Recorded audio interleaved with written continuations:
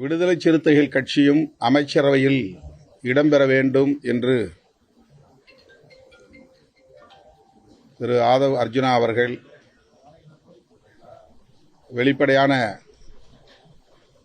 அழைப்பை முன்வைத்தார்.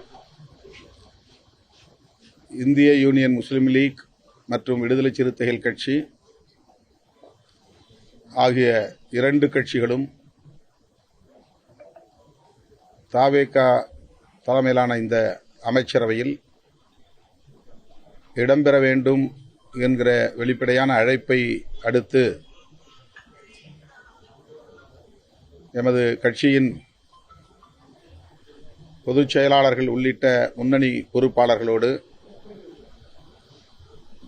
கலந்தாய்வு செய்தோம். பெரும்பான்மையானோரின் கருத்தின் அடிப்படையில் இந்த அமைச்சரவையில் இடம்பெறுவது என்கிற முடிவை எடுத்திருக்கிறோம். வன்னியரசு, ஜோதிமணி ஆகிய இரண்டு சட்டமன்ற உறுப்பினர்களில்